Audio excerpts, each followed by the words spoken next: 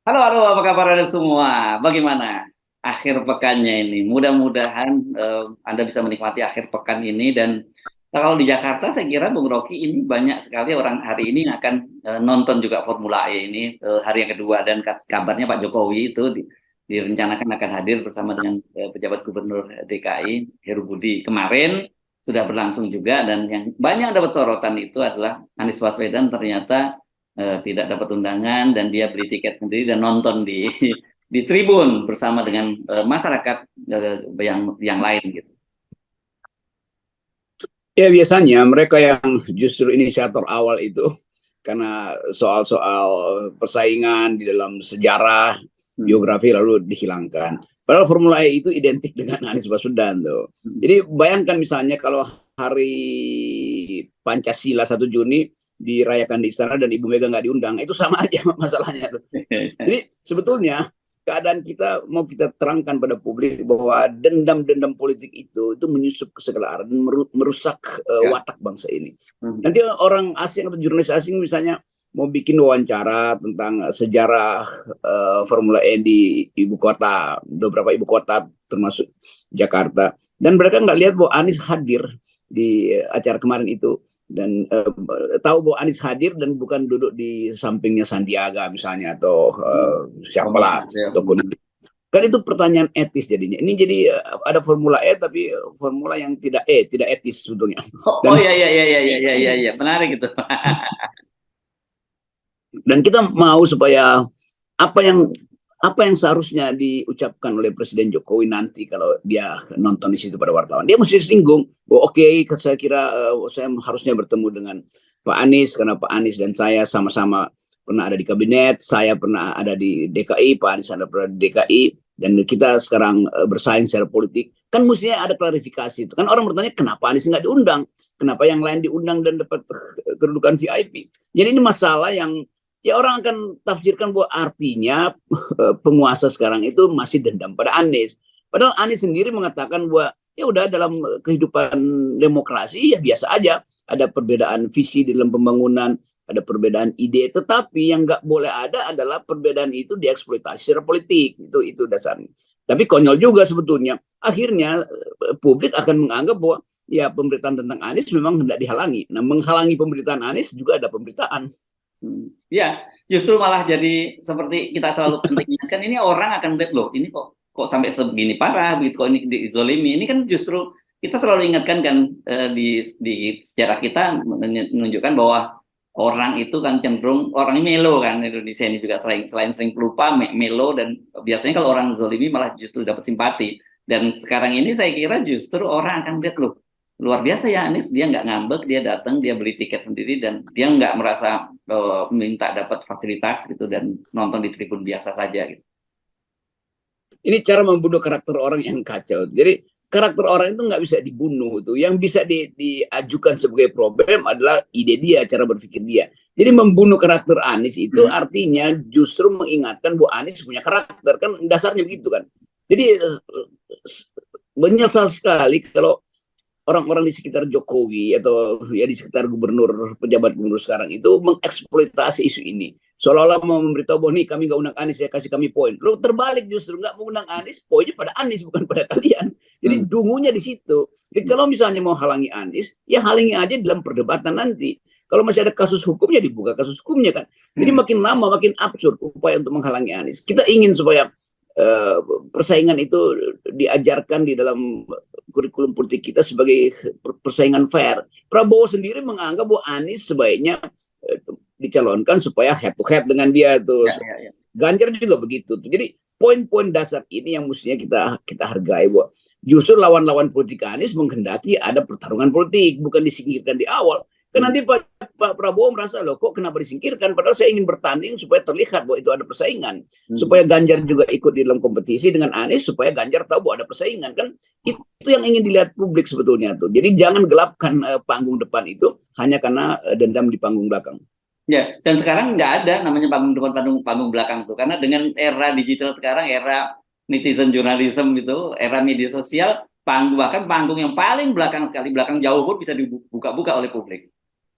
Ya betul. Jadi buat apa disembunyikan toh? Toh panggung itu juga bisa dirubuhkan oleh apa namanya video satu netizen. Ya, Jadi biarkan aja semua panggung terbuka, bahkan di bawah panggung pun orang bisa nonton kok dari bawah panggung.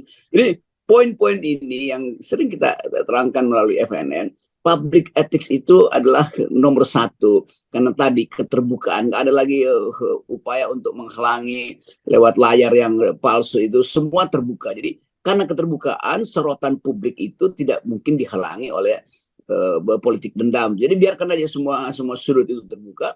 Nanti kecerdasan etik dari rakyat yang akan menentukan, oh si ini masih berintegritas, yang sana udah agak palsu, ini layak jadi presiden, yang ini nggak bisa karena banyak kekurangan di dalam watak. Jadi biarkan justru panggung terbuka, sebuah penonton puas untuk menentukan pilihannya di 2024. ya. Dan orang kan kemudian teringat sebenarnya gaya-gaya seperti ini yang dilakukan oleh Pak Jokowi itu bukan gaya baru. Orang kemudian merefer pada Piala Presiden tahun 2018, Bung Rocky, ketika itu Anies juga dan mau turun ke lapangan dihalangi oleh pasukan pengamanan presiden gitu supaya Pak Jokowi juga tidak tersaingi oleh Anies, kan pada waktu itu seperti itu, dan itu waktu itu juga geger juga. Nah, kenapa diulang lagi gitu? Karena nggak ada inisiatif untuk berpikir inovatif tuh. Jadi Ya. kegagalan dari sebetulnya pihak-pihak istana sebetulnya itu terlalu percaya bahwa ya akan ada proses yang memojokkan Anies. Ternyata proses itu nggak dialami. Justru efeknya berbalik buat Formula E menjadi kasus di KPK, tapi justru sekarang Formula E dirayakan sebagai prestasi Anies tuh. Jadi sebagai prestasi Anies ya lengkapkan saja bahwa Anies pernah berprestasi di Formula E, lalu program itu diteruskan oleh gubernur yang sekarang. Kan itu justru genealoginya tuh. Bukan seolah-olah mau disingkirkan. Semakin disingkirkan, orang akan lihat kenapa disingkirkan. Semakin orang ingin tahu, maka Anies akan memperoleh momentum lagi tuh. Jadi sebetulnya udah ada semacam hukum bahwa seseorang yang disingkirkan, dia akan fight back. Dan itu yang dilakukan Anies, walaupun kita tahu Anies juga merencanakan, mungkin Anies berpikir sebaiknya gue nggak diundang supaya gue punya siasat untuk masuk sebagai warga biasa, dan terjadi itu kan. Jadi sebetulnya jebak-menjebak itu berlangsung juga.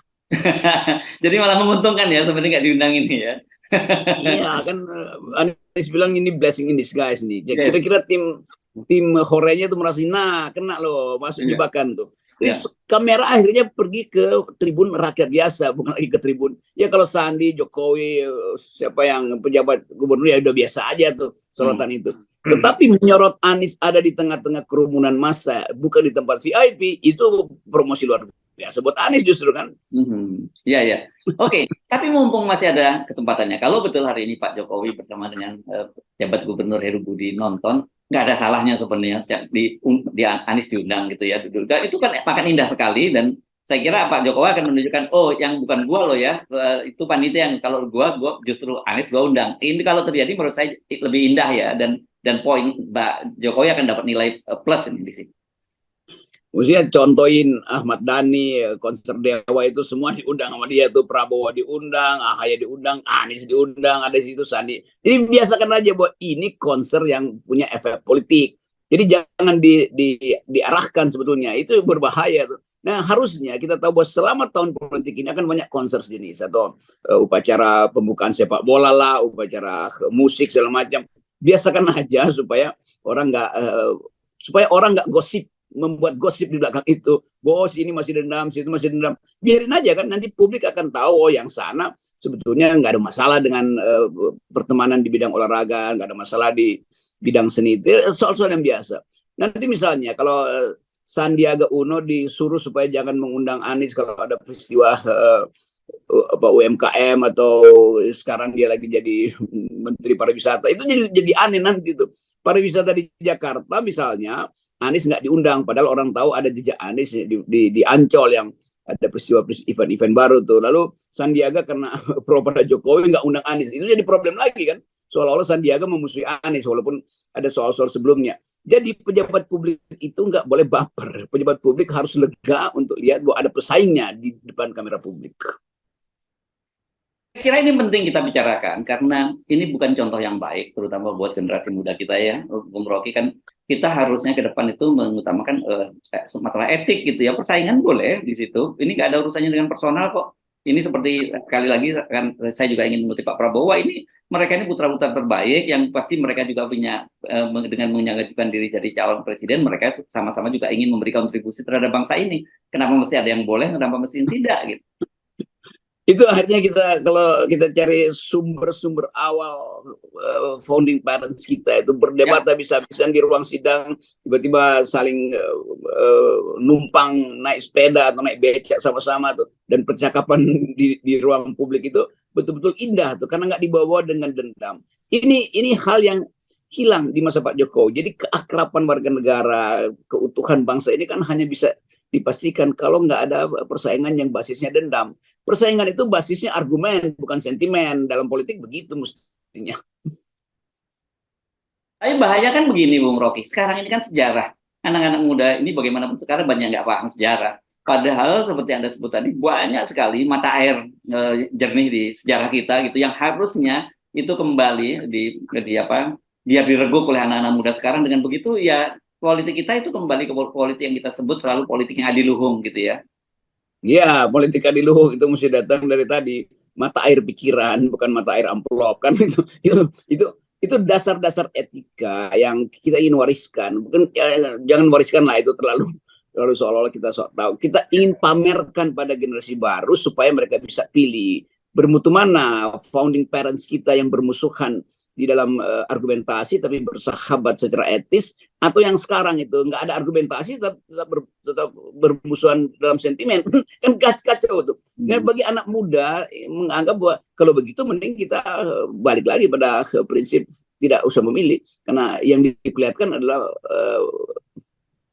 keburukan etika tuh. Jadi mereka juga akan makin lama makin masuk dalam swing voters, dan kita bergembira kalau swing voters makin banyak, karena dalam riset terakhir tuh pengikut swing voters itu adalah penonton FNN. Tapi kita nggak mau bikin partai FNN, nggak akan begitu kan ya, Bung Rocky ya?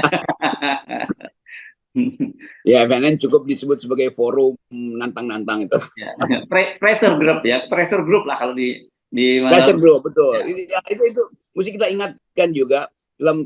Dulu kita belajar ilmu politik dasar, ada pressure group, ada interest group. Jadi jangan jadikan FN itu musuh, karena kita memang pressure group. Mau berakibat apa nggak berakibat itu tergantung pada keutuhan kekuasaan. Kalau pressure-nya ternyata bermanfaat buat perubahan, ya udah, artinya pressure group itu lebih penting daripada partai politik, kan dasarnya begitu tuh. Ya, ya. Dan ini saya nggak bosan-bosan mengingatkan gitu ya, karena mungkin sekarang ini eranya orang lihat nggak, memang media itu berpihak, media itu ya berpihak pada kekuasaan, media itu dikooptasi oleh kekuasaan. Nature-nya, sunatullahnya media itu harus menjadi kontrol kekuasaan, karena media itu disebut sebagai fourth estate ya, pilar keempat dari demokrasi. Sementara kita tahu tiga pilar-pilar yang lain itu di Indonesia semua sudah dilumpuhkan.